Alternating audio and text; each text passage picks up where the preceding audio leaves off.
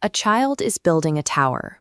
One block slips, the structure falls, and suddenly they are screaming, kicking, and overwhelmed by a minor setback. Most parents instinctively try to restore peace as quickly as possible. This usually involves attempting to fix the tower, distracting the child with a different activity, or suggesting there is no reason to cry. Bypassing the emotion to address the behavior leaves the child feeling invalidated.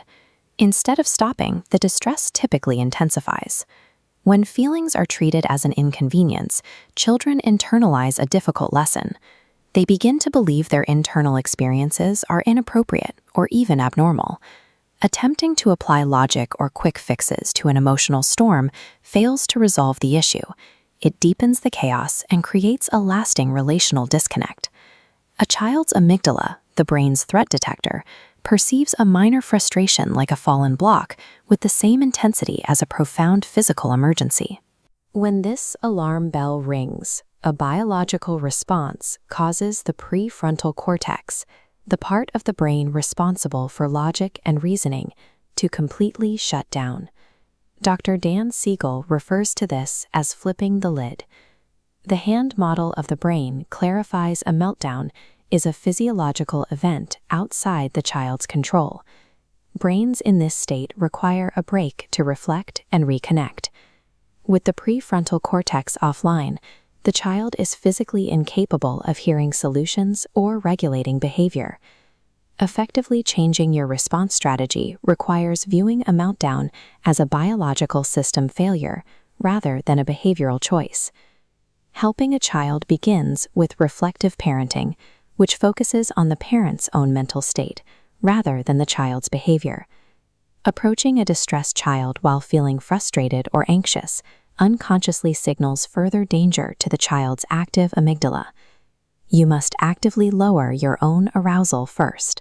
This involves taking a deep breath and consciously releasing physical tension to reset your nervous system. A parent can only act as a calming anchor for a child once they have secured their own physiological stability. Co-regulation is the biological process where an immature, overwhelmed nervous system relies on a mature, regulated one to settle down.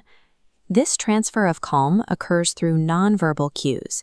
A warm gaze, slow breathing, and an open posture engage the child's parasympathetic system, prompting their body to return to a state of rest. The primary objective of co-regulation is to create a safe container for the child's full emotional experience, regardless of the intensity of the distress. As the child internalizes the parent's presence, their body begins to settle.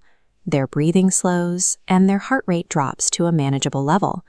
A parent's regulated presence acts as an external bridge, jump-starting the child's internal ability to eventually self-regulate. Once the child is settled, you can step into the role of the emotion coach.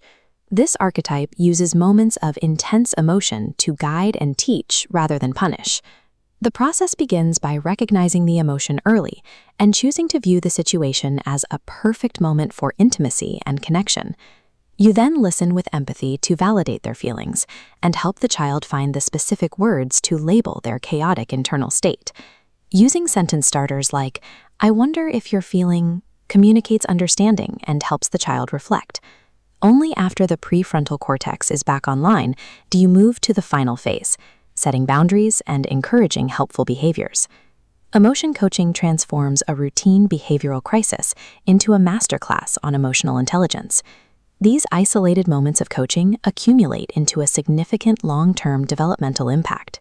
Children raised with consistent co-regulation demonstrate higher self-confidence, better conflict resolution skills, and stronger relationship-building abilities in adulthood. Scientists visualize this process as a resilience scale, where positive experiences can outweigh the inevitable toxic stress of life. This scale shows how adaptive skills and supportive relationships physically tip the balance toward positive outcomes, even when a child faces significant adversity. Every instance of emotion coaching adds another permanent block to the positive side of this scale. True emotional resilience grows when a parent consistently lends their child a regulated nervous system and coaches them through the storm.